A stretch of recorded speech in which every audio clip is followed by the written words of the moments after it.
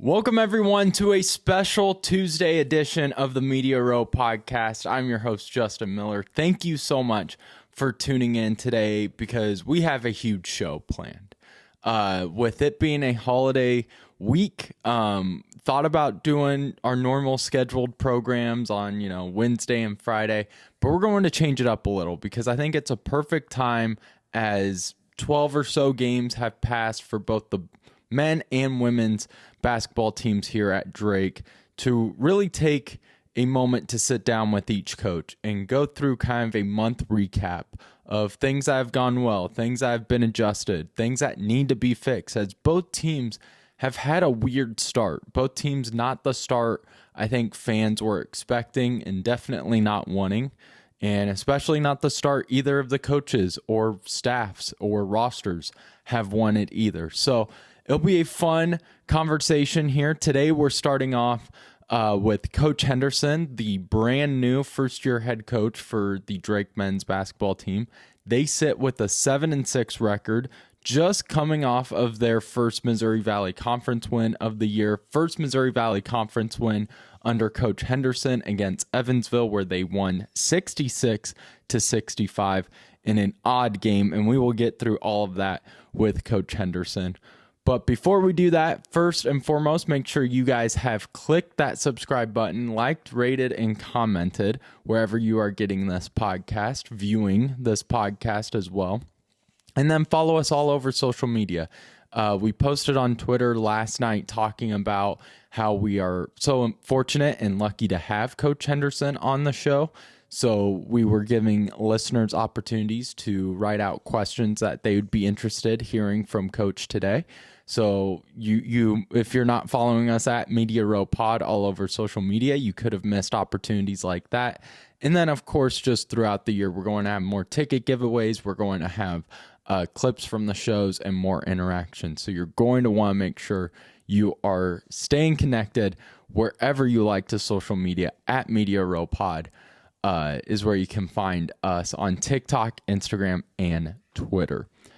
And then last but definitely not least, a huge thank you to our sponsor in Kelly's Little Nipper over there at 1701 East Grand Avenue in Des Moines. Kelly's Little Nipper, perfect place to go hang out before or after a Drake game and really just any day of the week. Great food, great drinks, and even better people over there at Kelly's Little Nipper. See what they have to offer at 1701 East Grand Avenue in Des Moines, proud sponsor of the Media Row podcast. So without further ado, let's jump into it. Now joining the show, first-year head coach for the Drake Bulldogs, Coach Eric Henderson. Coach, thank you again so much for doing this for me. I know you just got back from Evansville. It's been a busy few weeks, with conference play starting up, and you got the holidays coming up. So finding time means the world to me, and I greatly appreciate it. Well, I appreciate you, Justin, and all you do for our Drake Bulldog family, and for you to be able to, get our message out and do that. It's really important, and we sure appreciate you. So this isn't where I thought I'd be starting the show today, because I have a bunch of questions I want to annoy you with. But while I was waiting for 10 o'clock to hit, I was just watching a few Instagram and YouTube videos, as all of us doom scroll. And I was watching this video about the 2014 San Antonio Spurs. And to me, that is like the most fundamentally sound basketball team I think I've ever watched. As a coach, is there a team for you that you have watched in your past or been a part of where you're like, if every team could be like this, my life would be the easiest thing? Like your dream fundamental team. Is there a team out there like that for you? I do remember that San Antonio Spurs team, right? And they were sick. It's beautiful. I loved watching that group as well. But when you ask that question, the teams that come to my mind are, you remember when Villanova went back to back? Yeah. Those teams they just were so sound, and so tough. I love how they played, the Boston Celtics years with Brad Stevens. I loved those years.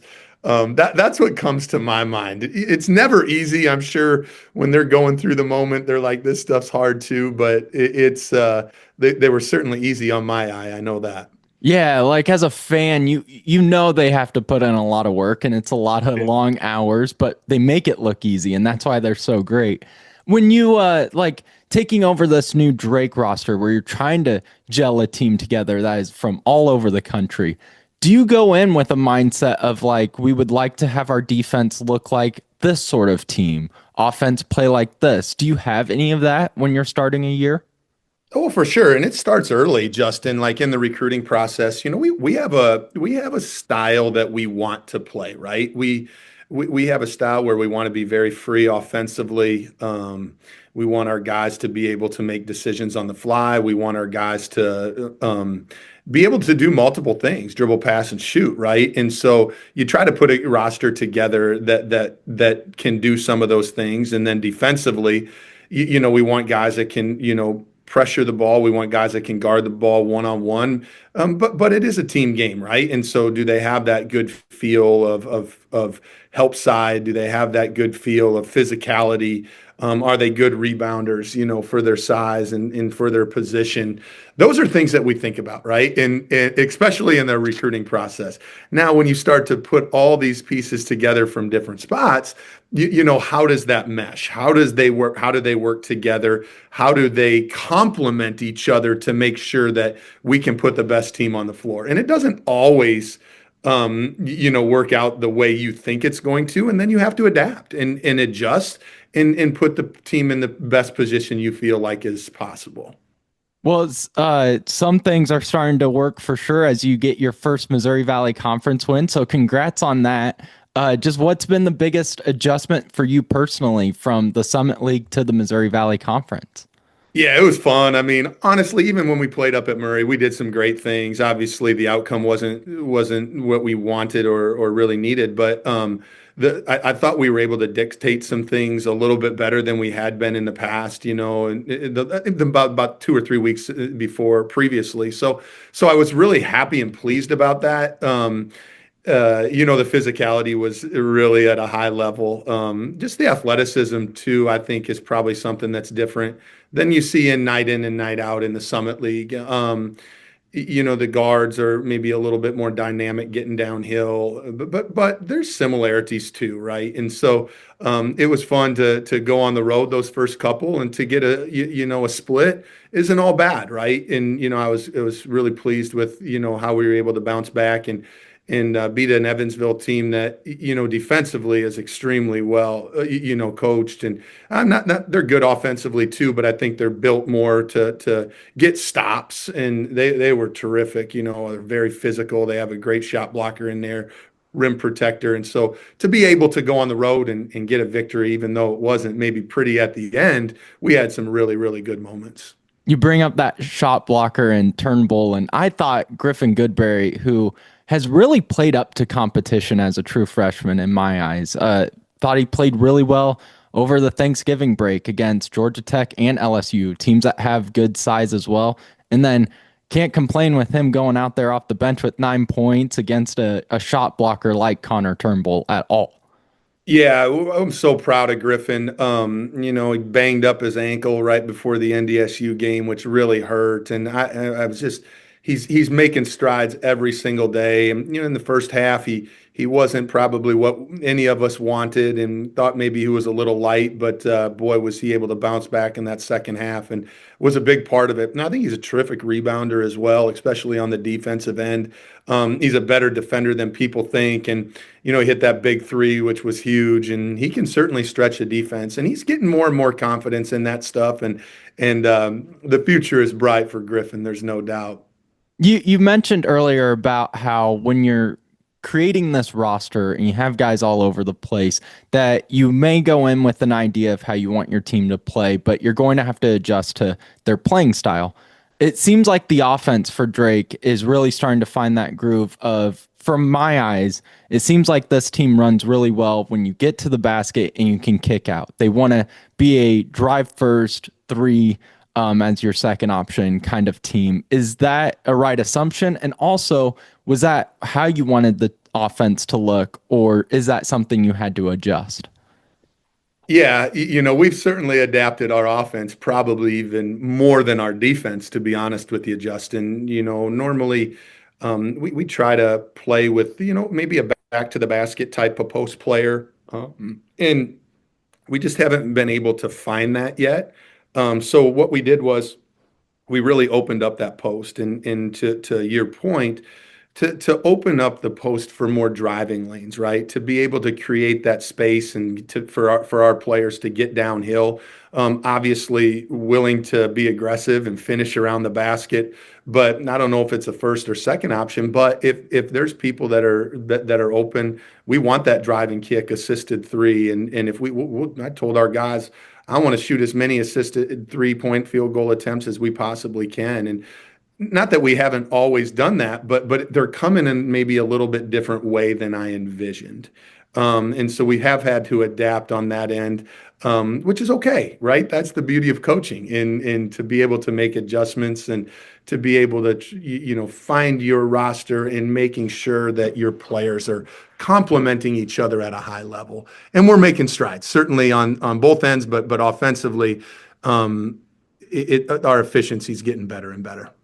When you mention having a post player kind of have his back to the basket, are you talking about, was that what you envisioned at the start of the year of a guy of Federico or Exact?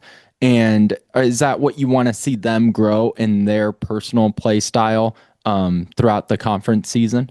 Well, for sure, and Isaiah Carr's in that mix, Griffin Goodberry's in that mix, right? And we're continuing to work on that every single day, right? To make sure all of our players are understanding what their strengths are, right? Understanding who they are at this time. But that doesn't mean that's who you have to be going forward, right?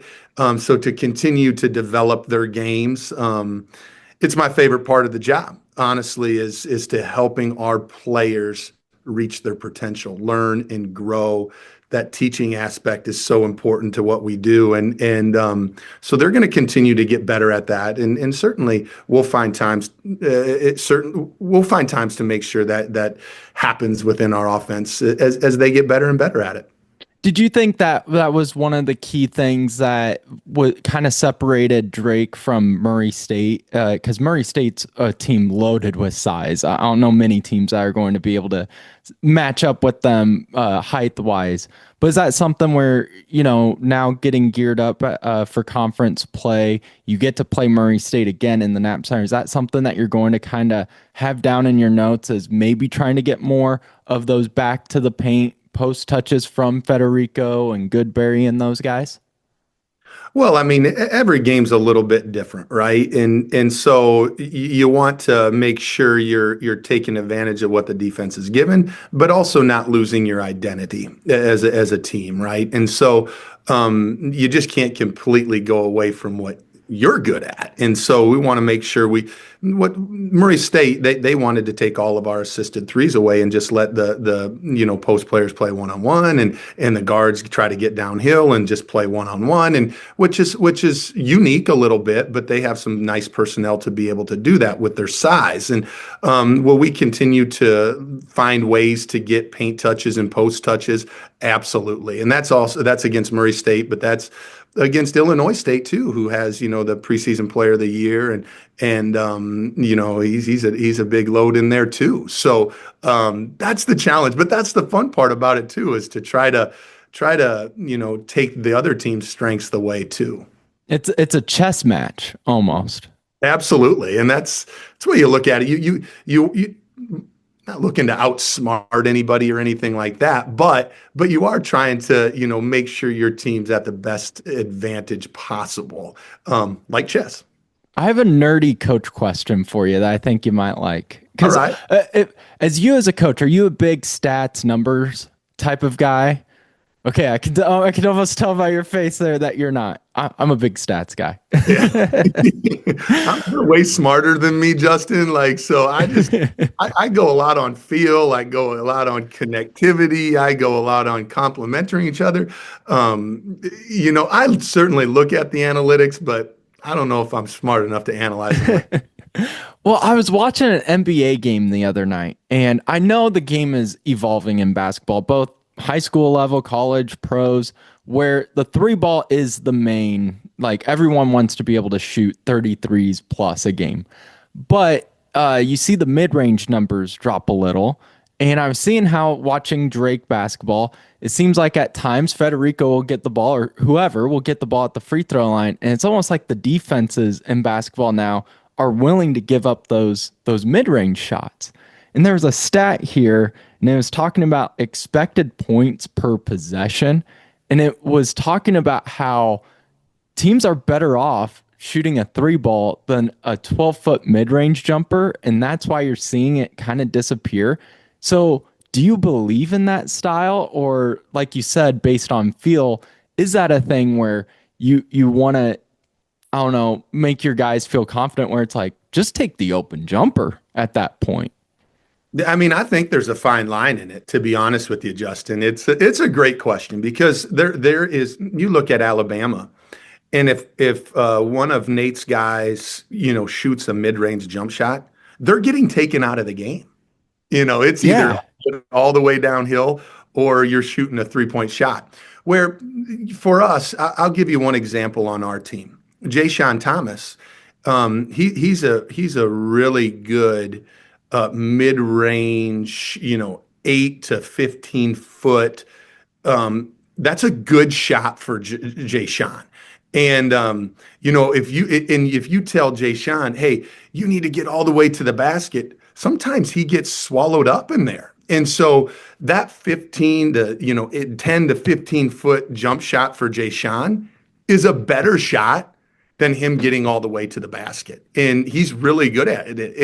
And we've really worked with Jay Sean. And I think right now he feels as confident as he ever has in his offensive game. And I thought he played his best game as a Bulldog, maybe as his college career, against Evansville. He was a big part of why we won, and he played good against Murray State. He kept us in that game in the first half, and so it's been fun to see Jay Sean adapt. And I think a big part of it is that mid-range game. We talked about, because we do talk about sometimes those are really hard shots and you might as well shoot a three.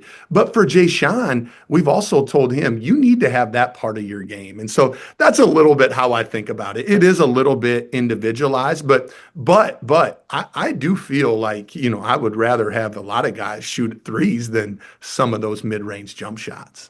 As a fan, and of course, coaches know 1,000% way more than fans ever will. But you watch that and you're like, oh, just take the open shot. So it is interesting to hear just how that game is evolving as a whole. But I'm glad you mentioned Thomas because I agree. I thought that was one of his best games against Evansville. I heard Admire say this, and I think he explained it perfectly of Thomas is really good at just letting the game come to him. And is that something that has stood out to you as well? Yeah, I mean, I go back to one thing, with your analytics question, mid-range jumpers. I think there's a fine line in knowing your player's game too, right? And making sure Yeah. you're putting those guys in the situations that they can be successful. And Jay Sean, that area is one. So just, certainly analytics play a part in it, but understanding your players, I think is even more important. But yeah, Jay Sean, he's always had that scores mentality, and I just think earlier in the year he was maybe pressing a little bit, whether it's putting pressure on himself or he just wanted to be very good, right? He wanted to win and wanted to be a part of a program that has great history and of winning, and so I think there was a little bit of pressure and a little bit of just trying to make things happen. Now, the last 3 weeks, That's exactly it. He's letting things come to him. He knows there'll be opportunities coming. He's letting the ball swing a couple times, loosen that defense up, and then really taking advantage of it. I think he's more shot ready than has been all year. Instead of just trying to do it all, we want him to shoot as many catch and shoot threes as he possibly can. And I'm really proud of how Jay Sean has I mean, I know there's been some challenges, but how he's responded has been terrific. Do you think it's helped him be more relaxed and let the game come to him with coming off the bench as one of your lineup adjustments you've made throughout this first month? Do you think that's helped him quite a bit? Or, I mean, he did start, I guess, against Evansville and had a really good game too. So, Yeah, I do think, kids obviously like to hear their name called during the starting lineups, right? I understand that. As a coach, I can sit here and say, hey, it doesn't matter. It's you're gonna play. But I just think, Jay Sean kind of let that go. Did he want to start? Probably, but he's like, at the end of the day, I just want to play. I want to help our team win. And that's the mentality Jay Sean has. So I don't think it matters too much. I do want to ask, speaking of lineups, we saw yesterday that against Evansville, Jalen Quinn did not start or play at all in the first half. And a lot of people on social media started to get really nervous about injuries and all that. So I just wanted to ask you about just kind of what the process was as the head coach for making that coaching decision to sit Jalen Quinn, which to a lot of outsiders, everyone's sitting there panicking because that's the star player, most points per game in the Valley right there. Yeah, I mean, it was pretty simple, to be honest with you, Justin. Like, we have standards, within our program that every player has to meet. Whether it's your leading scorer, whether it's, your toughest kid, whether it's your tallest kid, it really doesn't matter. And when, you don't meet those standards or you cross the line, there needs to be consequences. And that's really in short of what happened. And Jalen is an amazing kid, and he's a incredible teammate. But sometimes amazing kids and incredible teammates makes mistakes, right? And just like all of us. And when we do, there's always consequences, and there's no grudges. You move forward, right? And that's really all it was. When you had your playing time under Coach McDermott, what was kind of the point where he chewed you out? Maybe. Do you have a good story about that? Oh, I got plenty of good stories about that. Yeah, it was. I was a little bit of his guy that he could chaw at pretty good. I had some pretty thick skin, and there was many times Coach Mack, if he needed to get a point across, didn't even have to be my mistake or anything I was even involved in. I would get an earful, and everybody would be listening, which is fine, right? And It's part of the game. it's part of the game, Yeah. and I knew that. And Coach Mack and I had enough conversations that I knew that he valued what I brought to the team. I was certainly very limited in my talent, but the impact that I could have was pretty large, and he let me know that, and so being able to be his bone to chew on once in a while was part of it. Maybe that's what made him realize you were going to be a good coach. Maybe that's why he was like, if this guy can take it, he'll be a good coach one day. Yeah. We asked people who listened to the show to write in any questions they had as we were prepping for you coming on today. And a lot of people mentioned the lineup, just adjustments you've made. And one of the questions they had, because they saw what Alpahans was able to do a few weeks ago and break records here at Drake, but then his minutes haven't been to the point I think a lot of people would expect after having such a big game. Just kind of what is Braden's kind of role through this first month, and do you see it kind of evolving getting into conference play? I do. I mean, at the end of the day, and it's hard, right? But you need to make sure that you put the guys on the floor that you feel like have the best chance to put us in a good spot, right? And that's on both offense and defense. And Braden knows he needs to get more engaged on the defensive end of the floor. And we certainly need his shooting, and we need his ability to stretch the floor like he can. But there's a fine line. That's two sides of the basketball.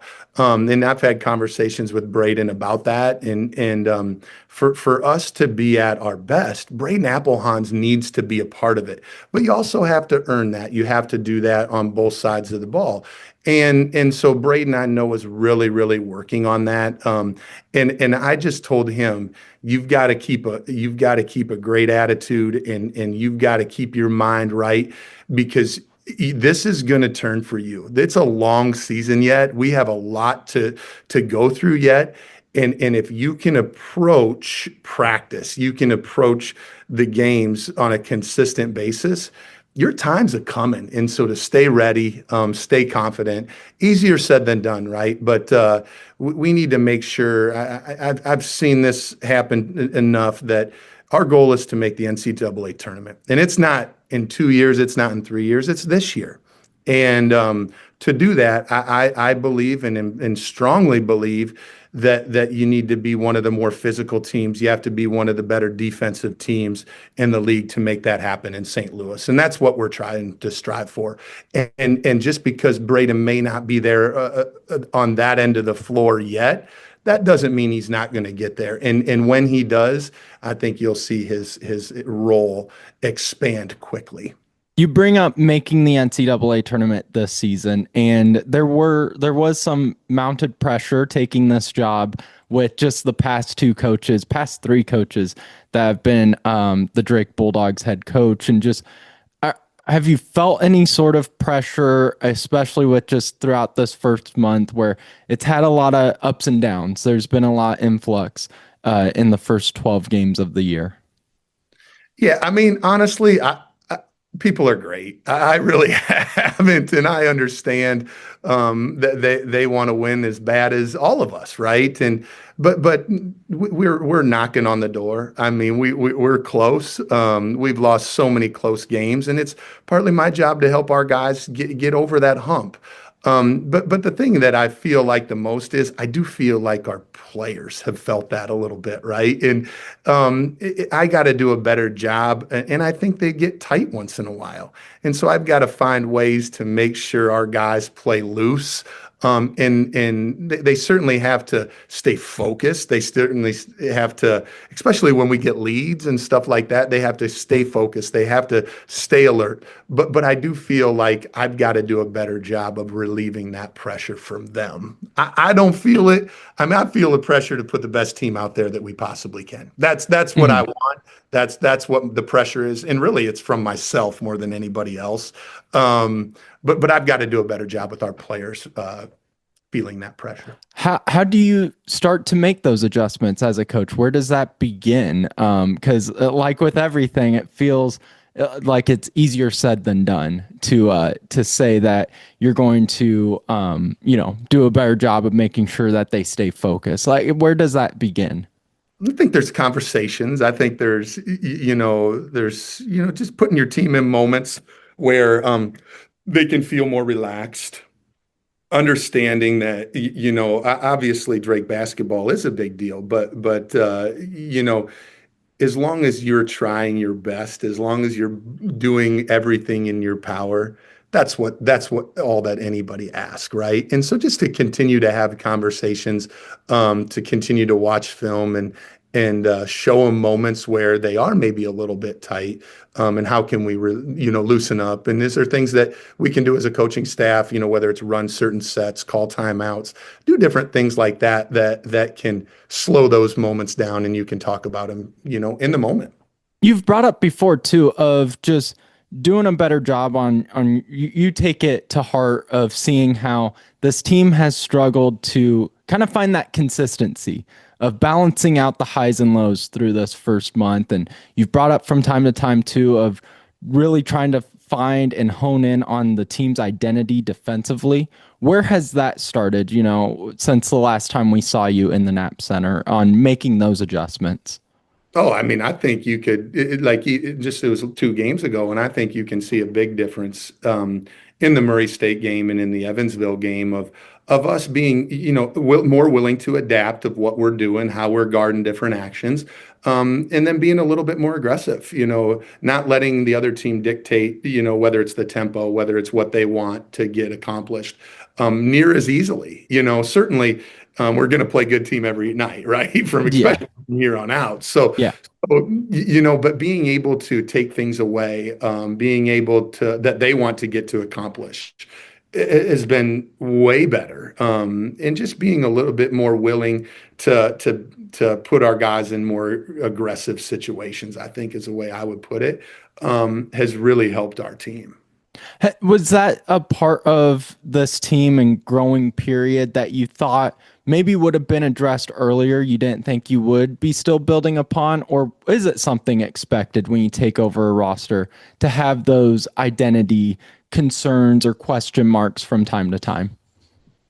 Well, I think when you have 11 guys or 13 guys that besides Eli and Andrew that haven't played together ever, I do Yeah. think it's going to take some time. Now, do we want to figure out as soon as possible? And were we hoping it was this summer and fall? Sure, that's what our hope was. But sometimes that's not reality. And what reality was is we're still learning and we're still growing, and that's what excites me the most. Is we're not a finished product, right? I know this group has room to grow still, and that's what we're going to continue to do. We've talked a lot about, the players and yourself growing and adjusting with the system and with being at Drake for the first year. How have you seen your coaching staff really develop and take charge of what they're doing here in Des Moines? Yeah, I mean, I'm so lucky, Justin. I mean, not only are our players terrific, but the people that I have around me every day, the staff, the support staff, and who Brian has around here and the support staff that he's put together. I mean, just the genuineness, the love, the care, the support, especially when times maybe haven't been as good as people have wanted, is incredible. And so I'm very, very lucky. But my staff is they're extremely hardworking. Only one of us has ever been in the Valley, Gavin Block, right? So we've really relied on him a lot in different situations and asked him a lot of questions. And so that's been fun, right? And we're just having fun. I mean, at the end of the day, we're going to work our tails off. But there's also a great amount of joy that we're going to have spending together. What are you most excited to showcase to fans now after, you take a few days off for the holidays and get ready for now full-blown Missouri Valley Conference play, where this is where every game feels like it's March, and just what are you excited to showcase to the fans? Well, I think we're getting healthier, right? I think we're getting healthier where Owen is starting to feel better and better. And so I'm really excited to put our whole team together. And finally, right, in a situation where we're still going to have some growing pains. But I told Michael after the game in Evansville, I think I don't know if it's a tidal wave, but I do know that our team is gaining ground. And that's what I'm most excited to continue to show our fans. And I know that they're going to love seeing what they see, especially late in January and February. All right, I won't take too much more of your time, but since it's the holidays, let's finish up with some fun holiday questions for you. It's the season, bud. Let's go. Yeah. Easy one. Best Christmas movie. The one that you have to watch every year with the family. Home Alone. Nice. That's a good one. That's a good one. Die Hard, a Christmas movie? Does it count? Yeah, it's a little 50-50, but I can count Coach, it I thought we were going to be best buds. It's a Christmas movie. I can count it as a Christmas movie. I'm good with that. And then I know we talked before we clicked record about your family traditions. I think this one's fantastic. You guys eat crab legs for Christmas dinner. That's a solid move right there that I may have to steal. Yeah, we spoil the heck out of those kiddos. It's been 5 or 6 years now, and we usually go to my mother-in-law's, at some point during the break, but we're always home together to go to mass. And then after mass, we eat a little crab legs and get a little messy, and those young ones get butter all over their lips, and it's a pretty fun time. And then we do a little Christmas exchange with our family. So it's kind of cool time of the year, and we don't always get a lot of time together at this time, but the ones we do are pretty special. Well, Coach, thank you again so much for doing this for me. I know the listeners appreciate it, the fans appreciate it. I greatly appreciate you finding the time. So have a great holiday break, safe, fun time with your family, and excited to catch back up with you on Monday. You're the man, Justin, and Merry Christmas to you and your family, and to all of our Bulldog fans. They're terrific, and hope you have a safe and Merry Christmas. A huge thank you to Coach Henderson for hopping on the show here today. A lot of fun discussing a month through the season so far. Still a long ways to go until this season is completed, till this chapter of Eric Henderson's career and start with the Drake Bulldogs has closed. Still plenty to improve upon, but there's still some promising aspects for sure with this Drake team, and they have a tough one coming back from this holiday break as they battle one of the best teams in the Missouri Valley Conference, the 10-3 Illinois State Redbirds, the team I actually picked to win the Valley Conference. They tip off 8 o'clock at the Knapp Center Monday the 29th. Should be a lot of fun. So that will do it for today's show. Make sure you follow us all over social media. Make sure you click that subscribe button and interact with us wherever you please. And enjoy and have a safe Christmas and a holiday break. We will see you guys on Friday as the Drake women's head coach, Allison Pullman, is joining us to sit down and do a one-on-one with the Media Row podcast.